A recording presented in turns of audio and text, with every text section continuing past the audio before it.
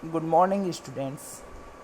Today we will start the numerical portion of the chapter Consumer Equilibrium.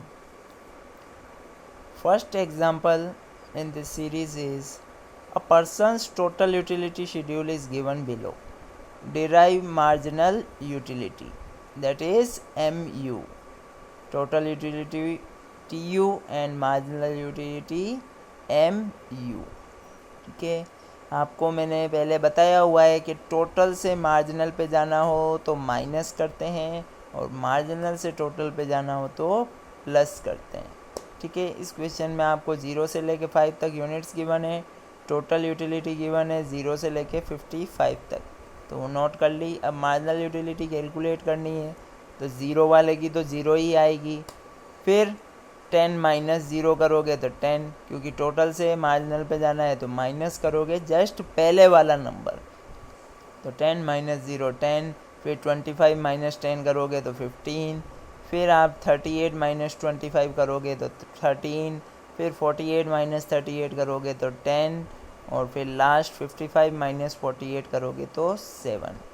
तो ये था आपके क्वेश्चन जिसमें टोटल से मार्जिनल पे जाना है। नेक्स्ट क्वेश्चन आपके है, इसमें मार्जिनल गिवन है, आपको टोटल यूटिलिटी कैलकुलेट करनी है। इसमें देखो, a persons MU schedule is given below, derive TU, total utility calculate करनी है इसमें। तो MU गिवन है, सारी वैल्यूज़ लिख दी 1 2 3 4 5 6 यूनिट्स कंज्यूम्ड, और MU लिख दिया 9 से लेके -2 तक। टोटल कैलकुलेट करना है तो 9 का तो 9 ही आएगा, फर्स्ट वाला सेम, फिर ऐड करते जाओ। 9 + 6 15, 15 + 4 19, 19 + 2 21, 21 + 0 21, और लास्ट 21 - 2 19। तो ये था आपके सिंपल सा कंसेप्ट जिसमें टोटल से मार्जिनल कैलकुलेट करना और मार्जिनल से टोटल कैलकुलेट करना सिखाया गया है आपको। फिर नेक्स्ट है आपके एग्जांपल थर्ड, ये थोड़ा सा अच्छा क्वेश्चन है। देखो, calculate the missing figure. TU given है आपको फर्स्ट और फिफ्थ यूनिट का, और मार्जिनल यूटिलिटी गिवन है सेकंड, थर्ड और फोर्थ यूनिट की। तो फर्स्ट यूनिट में तो जितना TU होगा उतना ही MU होगा, तो 16 का 16 ही आएगा। फिर सेकंड वाले में आपको MU गिवन है, टोटल यूटिलिटी कैलकुलेट करनी है तो ऐड कर दो, तो 16 + 12 28, फिर 28 + 8 36, फिर 36 + 6 42, और लास्ट वाले में आपको टोटल यूटिलिटी 40 गिवन है। तो अब ये कैसे कैलकुलेट करते हैं, तो देखो आप 40 - 42 करोगे आप, क्योंकि जो है टोटल यूटिलिटी उसमें से पहले वाले की माइनस करते हैं। तो फिफ्थ की है 40 और फोर्थ की अभी आपने कैलकुलेट करी 42 थी, तो 40 - 42 करोगे तो लास्ट मार्जिनल यूटिलिटी आ जाएगी -2।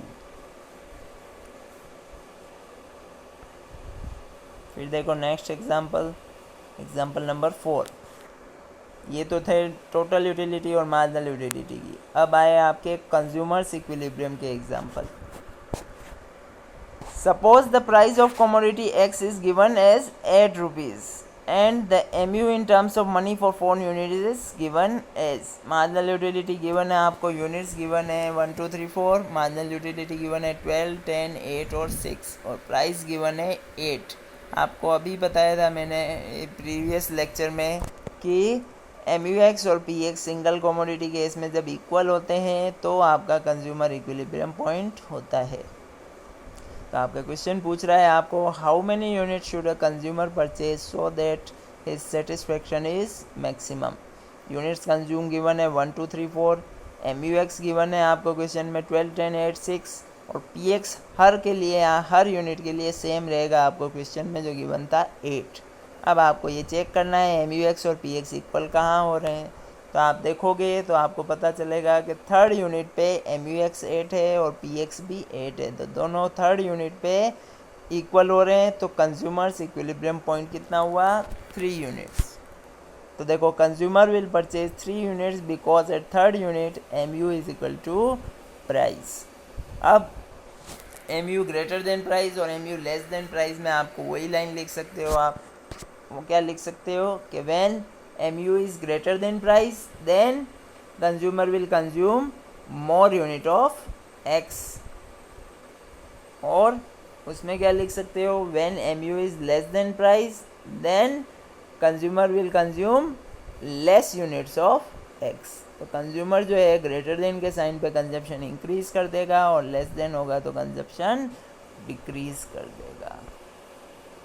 फिर देखो next example, example number 5, given below is the utility schedule of the consumer for commodity X। The price of the commodity is 6 rupees per unit. How many unit should the consumer purchase to maximize his satisfaction. ठीक है, आपको assume क्या करना है, assume the utility is expressed in utils and 1 utils is equal to 1 rupee. अब एक चीज़ आपको ध्यान रखनी है कि अगर यहाँ पे 1 रुपी की जगह अगर कोई भी और चीज़ गिवन हो तो उसको आप मार्जिनल यूटिलिटी जो गिवन हो उससे डिवाइड कर दोगे तो फिर आएगा MUX, फिर आप उसको प्राइस से कंपेयर कर सकते हो। एक एग्जांपल आएगा अभी, उसमें यही करना रहेगा आपको।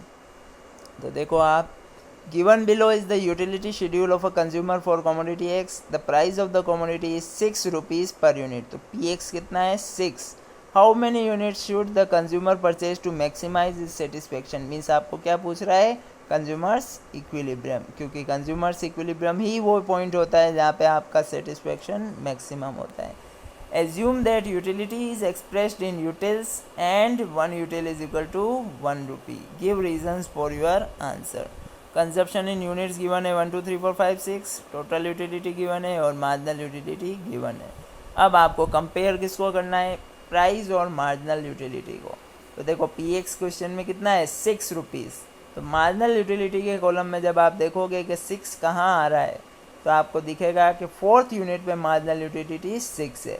तो आपका कंज्यूमर्स इक्विलिब्रियम पॉइंट हो जाएगा 4 यूनिट्स, जहाँ पे आपके PX और MUX दोनों इक्वल है, 6 इज इक्वल टू 6 है।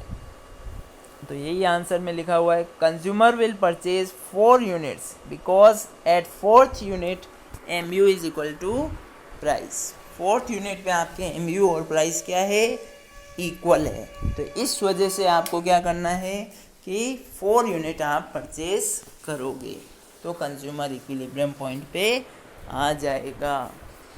ये इस क्वेश्चन में करना है। उसके बाद वाली लाइन वही सेम रहेगी, when MU is greater than price then consumer will consume more and when MU is less than price then consumer will consume less.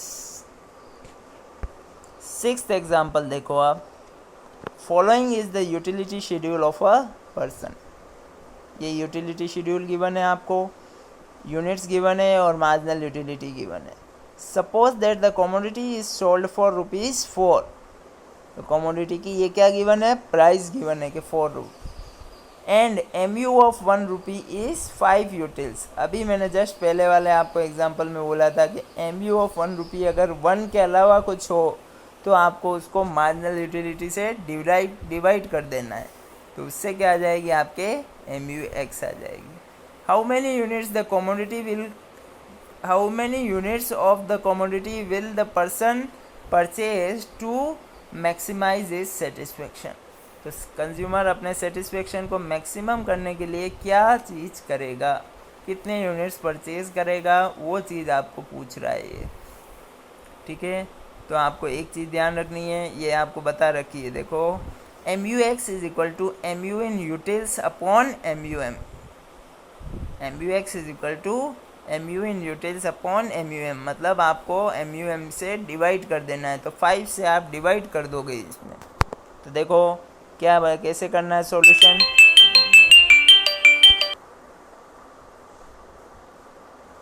Solution कैसे करना है, देखो यूनिट्स आपके है 1 2 3 4 5, PX है आपके 4 4 4 4 4, प्राइस 4 है, मार्जिनल यूटिलिटी है आपकी 50 40 30 20 और 10। इसको MUX में कन्वर्ट करने के लिए आप क्या करोगे, 5 से डिवाइड करोगे। तो ये 5 से डिवाइड करा तो आप क्या आया 10 8 6 4 और 2। ठीक है, फिर आप चेक करोगे इसमें 10 8 6 4 और 2। तो फिर अब आप चेक करोगे कि प्राइस और मार्जिनल यूटिलिटी इक्वल कहाँ आ रही है। तो आप चेक जब करोगे तो 4 और 4 आपको मिलेगा 4th यूनिट पे। तो 4 यूनिट आपकी क्या हो जाएगी, कंज्यूमर्स इक्विलिब्रियम पॉइंट। तो ये हो गया आपके कंज्यूमर्स इक्विलिब्रियम पॉइंट। फिर वही लाइन लिखनी है आपको, when MU is less than price और when MU is greater than price. Less than price होगा तो आपके कंज्यूमर कंज्यूम लेस करेगा, मतलब रिड्यूस कर देगा, और ग्रेटर देन होगा तो इंक्रीज कर देगा। नेक्स्ट एग्जांपल देखो आप, suppose that an ice cream is sold for ₹30। Suppose that an ice cream is sold for ₹30। Lakshmi, who loves ice cream, has already eaten 3. Her marginal utility from eating the third ice cream is 90 utils. If MU of ₹1 is 3 utils, should she eat more ice cream or should she stop?